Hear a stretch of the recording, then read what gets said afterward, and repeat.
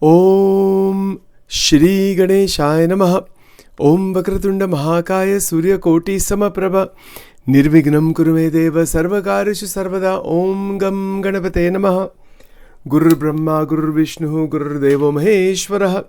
Guru Deva Param Brahma Tasmai Shri Gurave Namaha. Sarva Mangala Mangalle Shive Sarvartha Sadike. Sharanyatrambake Devi Narayani Namostute. Om Shrim Rim Shrim Kamale Kamalale. Prasida Prasida Om Shrim Rim Shrim Shri Mahalakshmi Namaha. Om Namo Narayanaya. Om Namo Bhagavate Vasudevaya. Om Namah Shivaya. Shri Sadgurubhyo Namaha. Shri Hanumate Namaha. Welcome to Nitya Satsang. Today is the 12th of September 2025.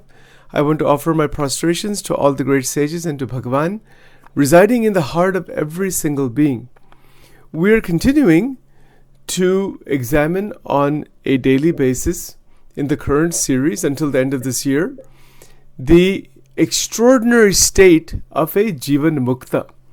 Please keep these terms in mind. Jivan Mukta means one who is living day-to-day life, hour-to-hour life, minute-to-minute life, year-to-year life, as a liberated being, completely liberated.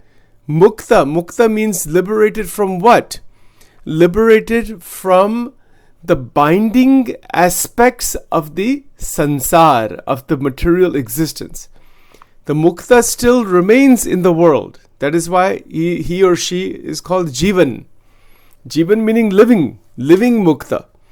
Living in the world, just as anybody else, but living with complete 100% internal freedom. Now, how to reach that stage and what is the connection with Prem Lakshana Bhakti? So, Prem Lakshana Bhakti is the 10th Bhakti where the Atma Nivedanam reaches its culmination point and this opening happens into non-directional Prema Bhakti. Now, along these lines, to continue from yesterday, we were looking at the ego habit. This is the foundation to understand this border point, because we're looking at that border point between Navada Bhakti and Prema Bhakti, between a Shuddha Tivra 100% Mumukshu, Tivra meaning intense Mumukshu, one seeking liberation, and the Mukta state, the liberated state, the Mukta state. So all of our discussions and contemplations and presentations are going to be about that border point. We may dip a little bit up and down around that point. So to continue from yesterday, we looked at 4 major aspects of the ego habit. Ego habit, our sense of ego, sense of Ahamkar. What are 4 aspects? One is Ahamkar. The second is Vasana. The third is Sanskara. The fourth is a combination of Chit, Mana and Buddhi. This is just a way of classifying it. It could be classified in many other ways also. Alright, so yesterday we looked at this, that the Ahamkar is the generator, it's the ego maker technically. Why is that the case? Let me see if I can explain that a little bit. It's going to get a little slightly technical. I hope you don't mind, but I'm really trying to break it down for you. The Sanskrit term Ahamkar designates the structuring principle of personal identity. I'll explain it, don't worry. I know these sentences are complicated. Do we have a personal identity? Yes, of course. Right from childhood it is developed. There is massive area in psychology called personality theory that looks at the development of identity and personality. So we have a personal identity.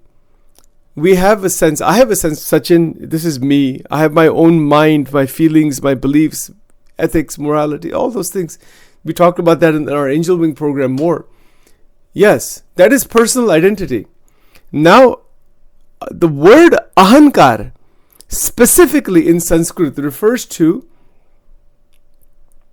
the structuring principle of personal identity. structuring principle, meaning that it is a deeper reflex, it is an evolution through which consciousness, which is Atman, appropriates experiences into a sense of ownership. I'll explain it. I know it's difficult. Let's go very slowly. I'll give you an example. Sachin is wearing glasses right now, right? Isn't it so? I said, these are my glasses. That is Ahamkar. So that is a power of the Atman. It is a power of Brahman as the Jivatma or consciousness that creates the experience of the sense of ownership. I hope this is clear. Like this mala that I'm wearing, this is my jap mala. Right? Isn't it so?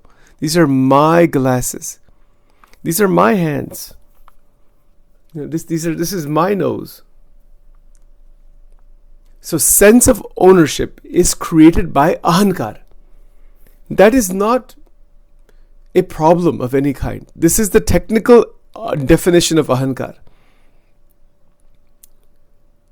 We'll see where the problem happens. Like, not problem, but it's like more binding.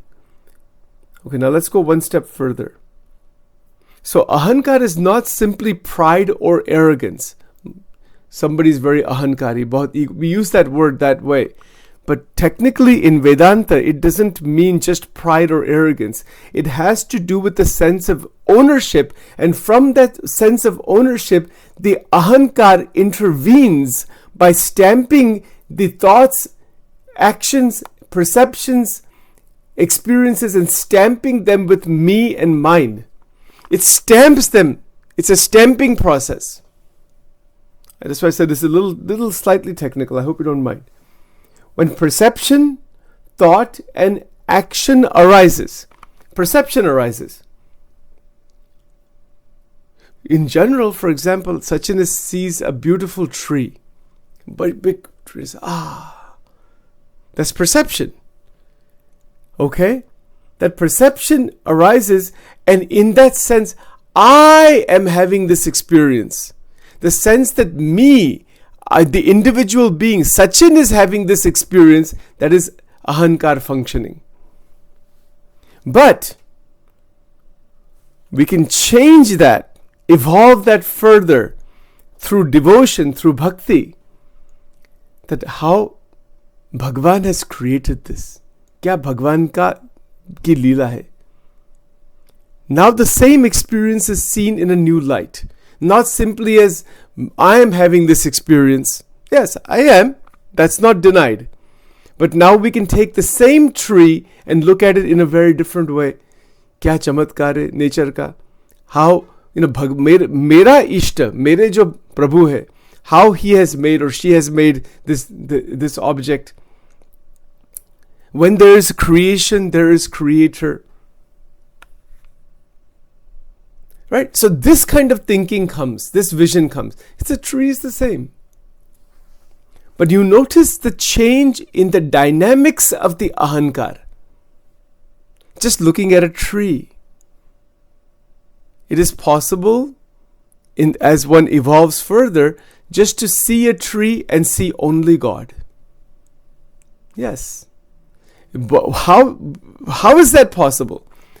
By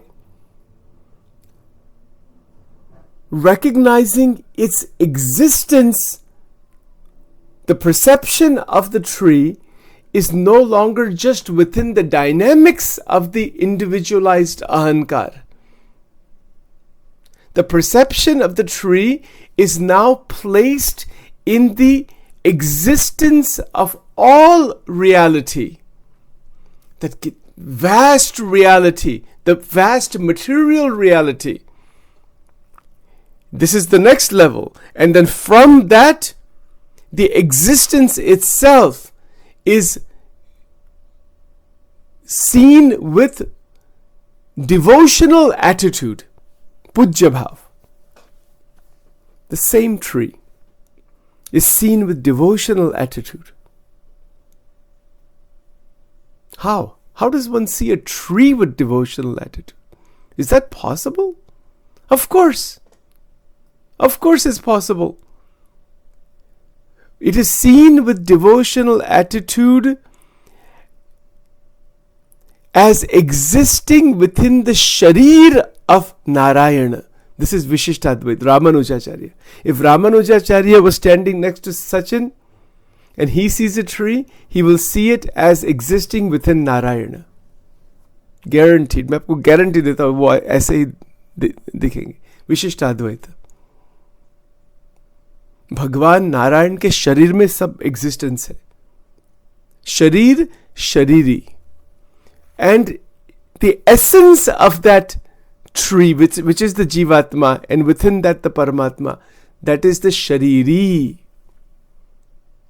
इसको क्या कहते हैं? शरीर, शरीरी. Write these words down. This is the essence of Vishishtadvaita, qualified non-dualism. Adbhut hai, amazing. Similarly, this body, sharir. Sharir means body. Shariri means the one inhabiting the body. So the body is the tree. Just like this body. This is also a body. That is another body. That is sharir. Who is the shariri? The Chaitanya Jivatma. But shariri, the shariri of which is the Jivatma, the Atma Tattva, that is the essence of that physical body. The body is just a cover. The tree is just a cover. The Atma Tattva is the same. It's the same Tattva hai.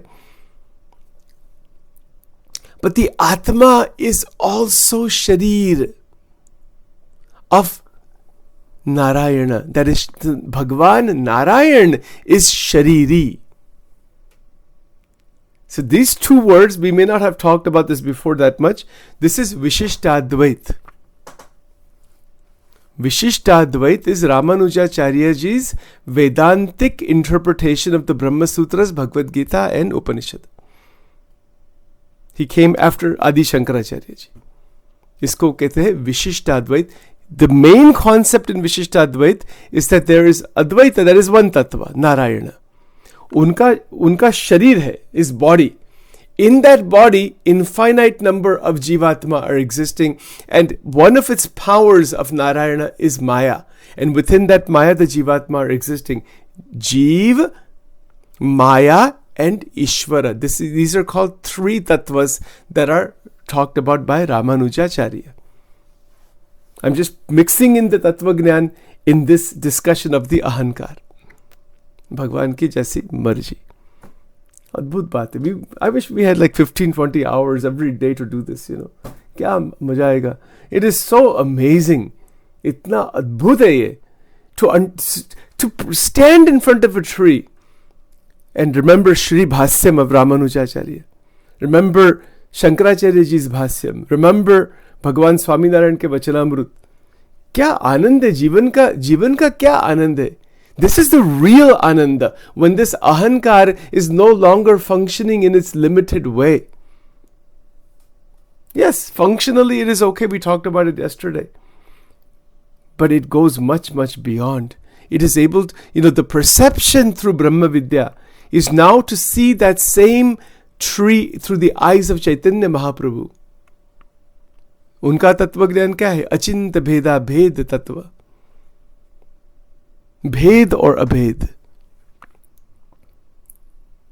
He sees the tree, that this is the Shakti of Sri Krishna. ये भगवान की एक शक्ति है. He sees it that way. Shankaracharya ji would see it as only Brahman. It's one consciousness manifesting as a tree. Ramanujacharya would see it as Sharir Shariri. Chaitanya Mahaprabhu ji would see it as the inferior Shakti of Paramatma, the Tatastha Shakti, the Bahyaranga Shakti, etc.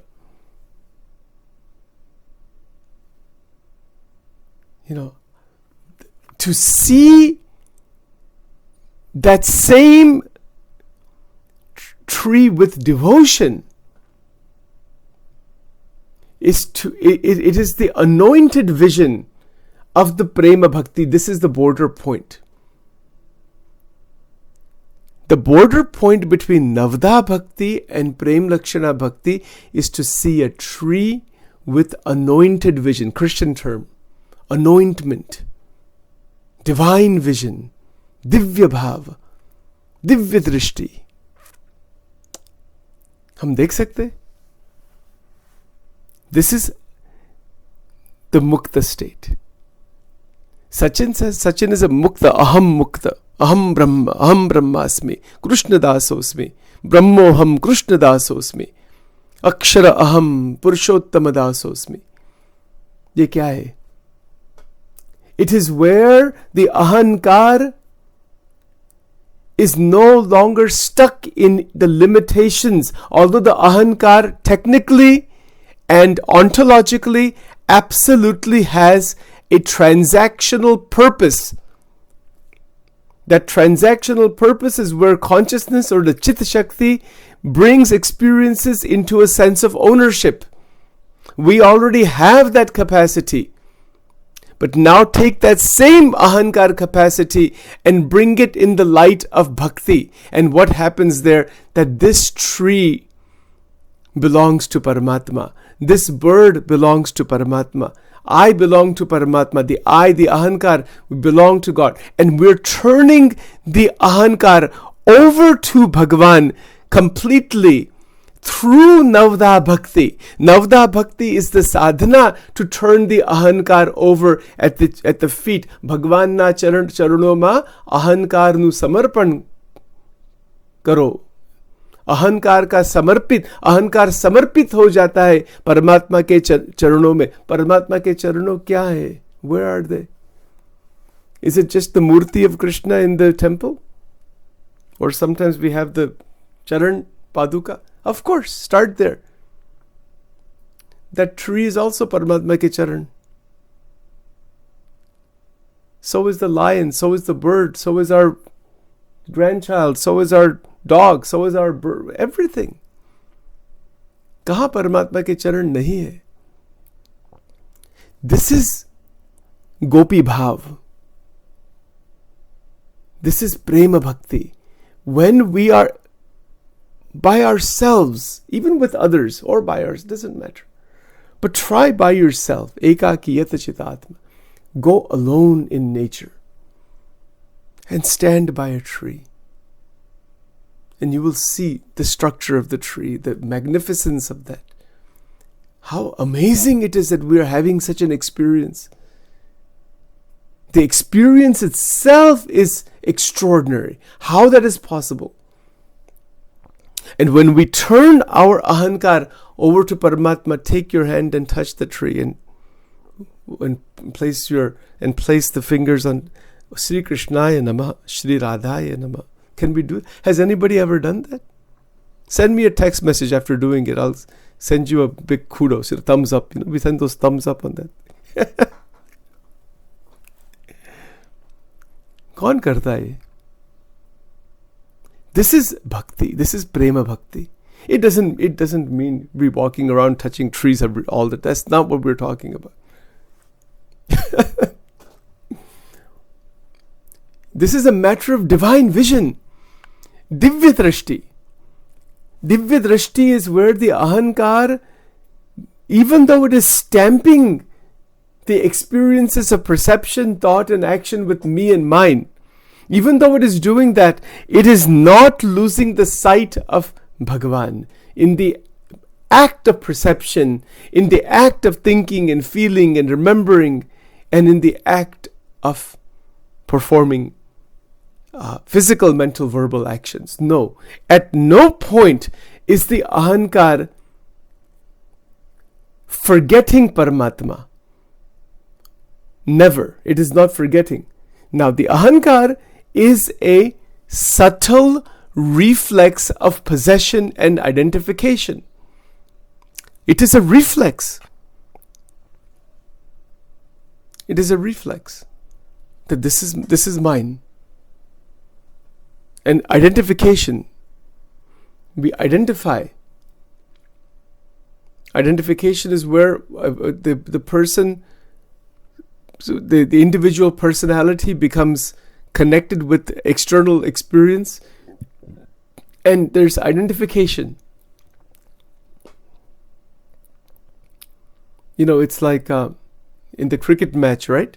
When the cricket matches are going on, the batter is shooting the ball, hitting the ball, and everybody is like focused on that. And even though when the batsman hits the ball, the people's bodies move also like this. Oh, yeah, as if they are hitting the ball.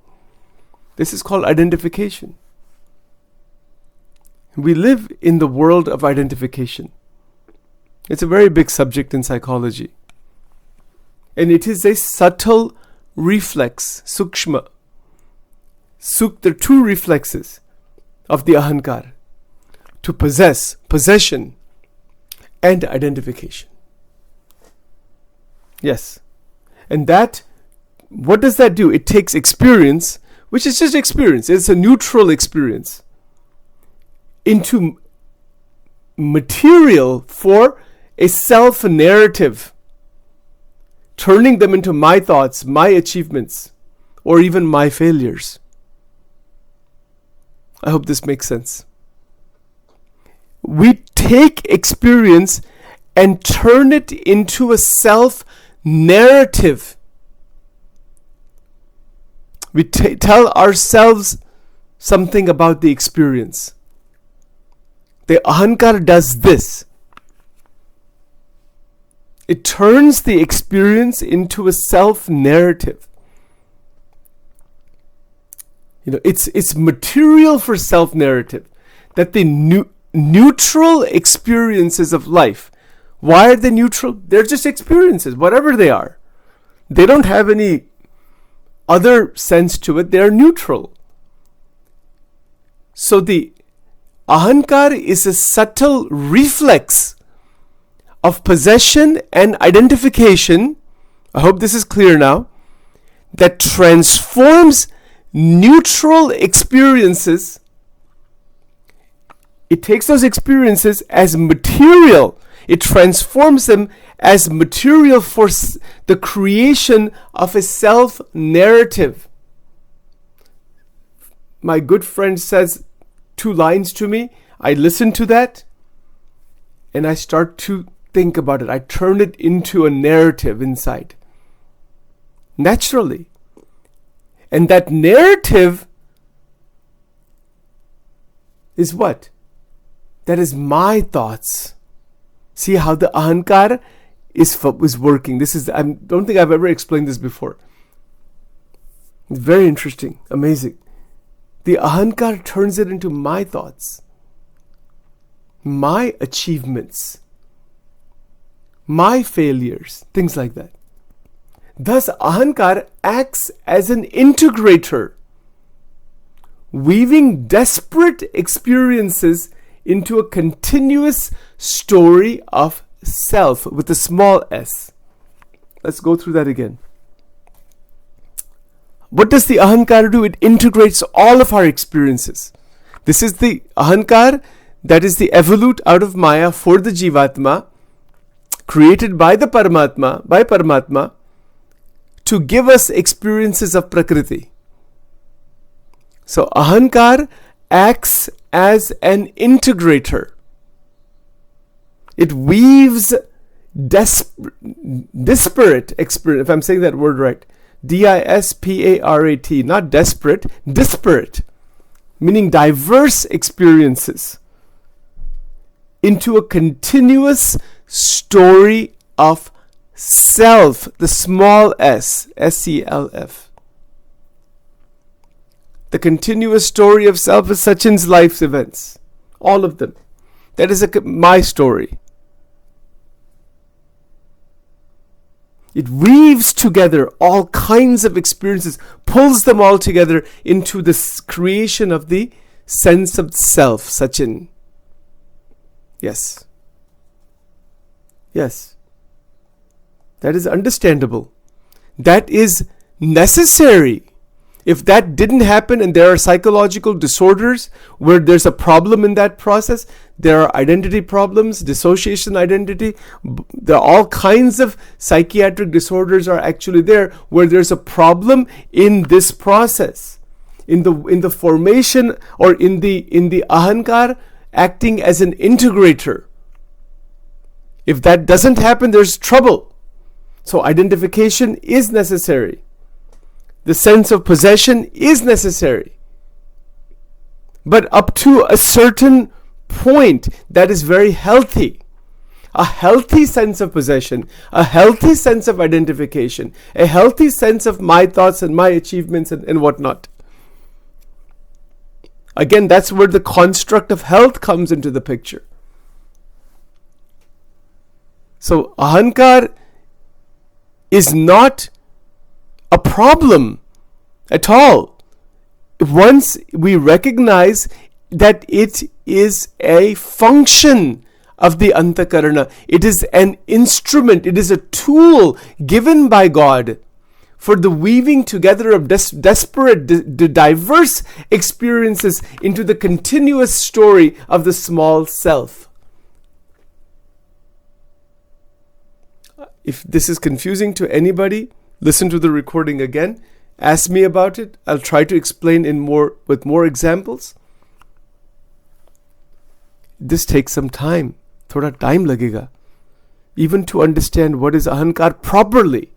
Because if we can grasp what is Ahamkar properly, our doorway into Jivan Mukti and Prema Bhakti, it will open very nicely for us. It will open beautifully for us. By Guru Krupa. By we are doing bhakti, sadhana, so many things we are doing. But once we understand the way Ahamkar works inside of us, we are then going to be able to reach freedom very nicely. I hope this is clear. The Ahamkar function, it's functional. It's a function only to weave together experiences. So what? That's fine. They need to be weaved together. There's energy involved in that. And there is that beautiful, consistent self, that psychological self that needs to remain. So what? But that is not the Atma. No, that's not the Atma, folks. That is not the Atma. The Atman is much more subtler. It is beyond the Ahamkar. It is beyond the Antakarana. Antakarana has 4 aspects, 4 parts, if you want to say that, use that word. It's not really parts, but functions. Manas, Buddhi, Chitta, Ahamkar. And we're talking about Ahamkar right now. But we want to understand this function of the Ahamkar in connection with Prema Bhakti and the Jivan Mukta Sthiti. That is our goal. That is one of our goals. And if in terms of bhakti, in terms of Navda Bhakti, the Navda Bhakti is performed within the realm of Ahamkar. There's no other way to perform Navda Bhakti. Sachin gets up in the morning and says, 7:30 comes, I have to be ready. I have to be ready to do the satsang in the morning. Is that not a function of Ahamkar? Yes. Is there a problem with that? No. There's no issue with that. That's not an Ahamkari person. You could be. I could go beyond the functional range and say, look at how good I am that I'm doing this satsang every day. 5 people give some little bit of good comment. And my ego goes up. That is where Ahamkar goes beyond its experiential, functional, transactional dimension, and the Jivatma, the Jivatma is affected. The Ahamkar increases its strength beyond that point, and it binds the Jivatma further right away. It grabs onto that sukha, that enjoyment that comes from the inflation of the ego. When the enjoyment comes from the inflation of the ego or there is pain and suffering from the deflation of the ego, that means we are bound. This is bandhan. Bandhan ye hai.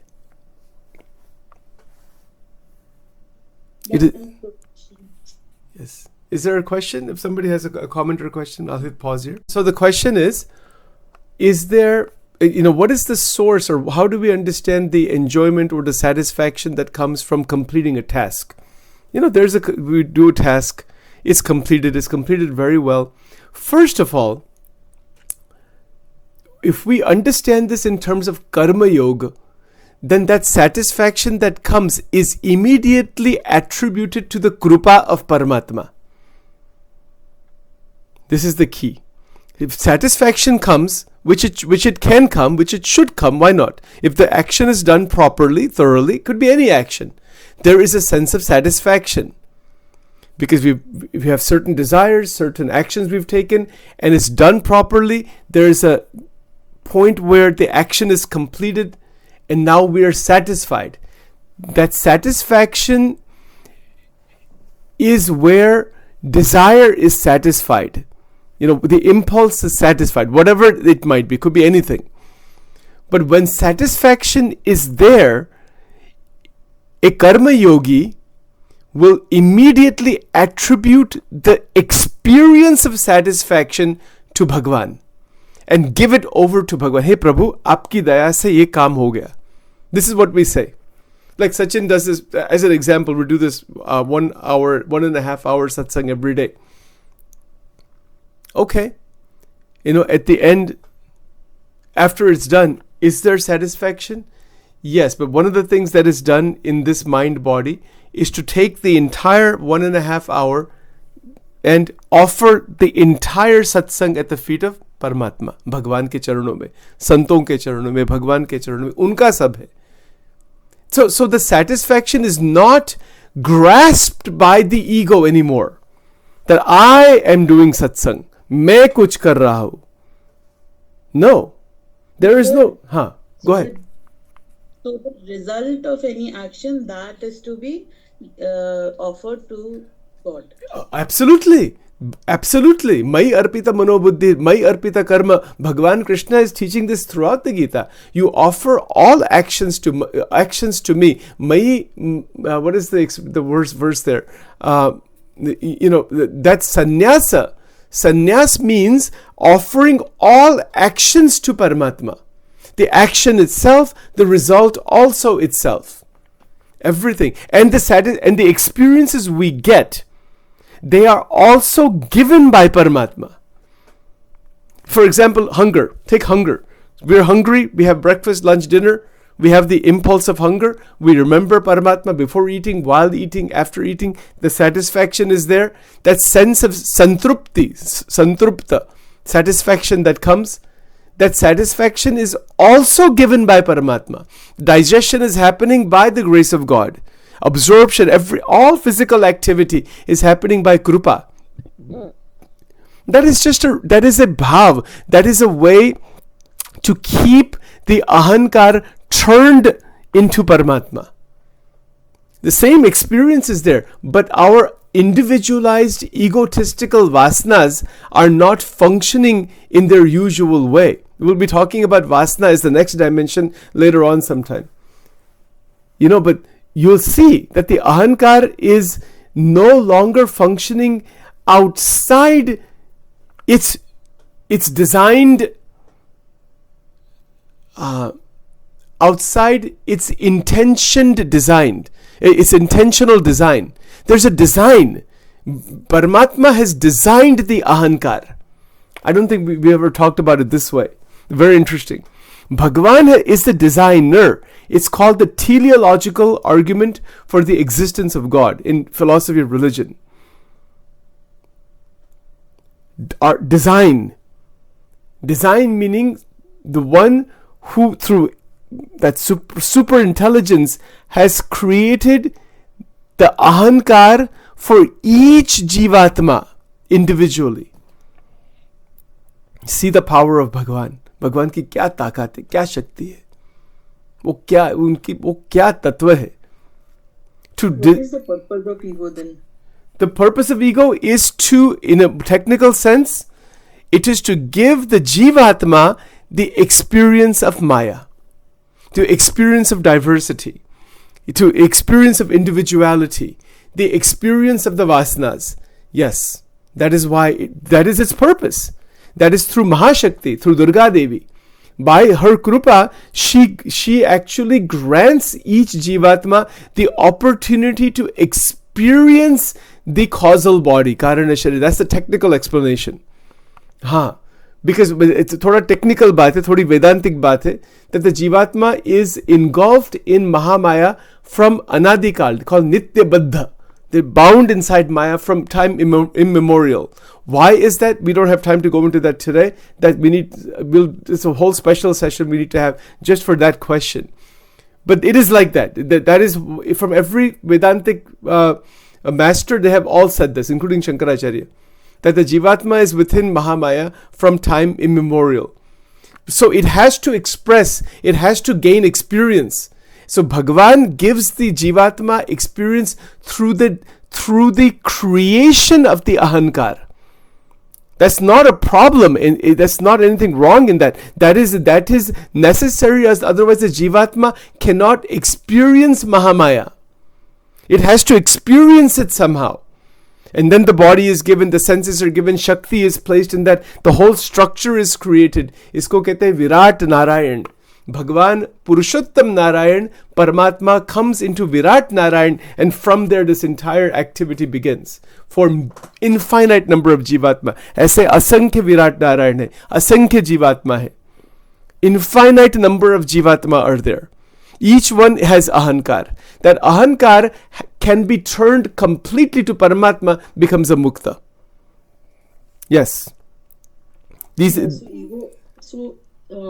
Ego we cannot help. I mean, we were born with it. Yes. It is attached to the Jivatma, but arrogance nahi aana chahiye. Haan. That should be outcome. Yes, because that's exactly right. Once the Ahamkar goes outside its interactional, functional, meaningful range, once it goes outside, that the Jivatma is grabbing hold of that experience, it is attaching sukham to that experience. उसमें arrogance आता है. Oh yeah, yes. So for example, Ego is not harmful in itself. No. Ego is not harmful in itself. No. Arrogance is harmful. Of course, arrogance is harmful because one is now chasing that experience of sukham through the ahankar, because and that is its a very twisted nature. So if somebody makes a good comment about me, they made a good comment. What's the big deal? Theek is just give that to Paramatma. Theek hai. No big issue. We respect it. It's all right. Somebody gives us a gift. We respect the gift. It's fine. You gave it with so much love and affection. Bahut hi sundar. But Ahamkar, if it goes beyond a certain point, it will say, well, you've given it. I am something. The I inflates. And once the I gets inflated, the overall sense of the I, it gets inflated. Then it creates arrogance, it creates the sense of division, it creates superiority and inferiority. And this is the biggest problem in humanity, right? Yes, I think that's a very important distinction. There's no doubt that the Ahamkar, without Ahamkar, one cannot live inside the sansar. But be careful how the word is used, that's all. We're at 8:57, one or two very quick points, then we'll do the closing mantra. And then we will continue tomorrow. So, just one or two very quick points. At its core, Ahamkar serves as the narrative glue of human consciousness. Narrative glue. Everybody has Ahamkar, the narrative, our own story of ourselves. When we talk to other people, try it sometime, you will notice. When we speak to others, we are more interested in talking about ourselves than necessarily listening to what others are saying. Although we do want to listen to others, but we have our own narrative. We're always in that. This is called the self-talk, soliloquy. But that is the way it is. We can then evolve beyond it also. Functionally, it is okay. But the Ahamkar serves as the narrative glue of human consciousness. Human consciousness, consciousness meaning psychological human consciousness. By binding events and impressions into a proprietary continuum, it maintains this felt sense of continuity over time. I feel I'm the same person from day to day to day. Why is that? Because it binds events and impressions and experiences all together into a proprietary continuum. Proprietary means this is mine. ये मेरा experience है. So it binds it together. And my felt sense that is coming from the Atman, that this is mine. Atma is the experiencer. I know this is a bit technical. You could do dissertation on something like this, easily. It's fantastic. It's a felt sense of continuity over time. Amazing. It's already 8:59. Let's stop here for now. Om Vakratunda Mahakaya Surya Koti Samaprabha Nirvignam Kurube Deva Sarvakarishu Sarvadam Ganganapade Namaha. Om Shri Sadgurubhyo Namaha. Om Dhyanamulam Gurur Murti Mantramulam Gurur Vakyam Pujamulam Gurur Padam Mokshamulam Gurur Kripa Tameva Mata Chapita Tameva Bandhusha Sakha Tameva Vidya Dravinam Tameva Sarvam Mama Deva Deva. Om Ya Devi Sarva Bhuteshu Mahalakshmi Rupena Samstita Namastasya Namo Namaha. Ya Devi Sarva Bhuteshu Shakti Rupena Samstita Namastasya Namo Namaha. Ya Devi Sarva Bhuteshu Bhakti Rupena Samstita Namastasya Namo Namaha. Ya Devi Sarva Bhuteshu Shraddha Rupena Samstita Namastasya Namo Namaha. Ya Devi Sarva Bhuteshu Smriti Rupena Samstita Namastasya Namo Namaha. Om Shri Radha Krishna Arpanamastu. Om Hrim Swaha. Durge Rakshini Tha Swaha. Shri Durga Arpanamastu. Shri Radha Krishna Arpanamastu.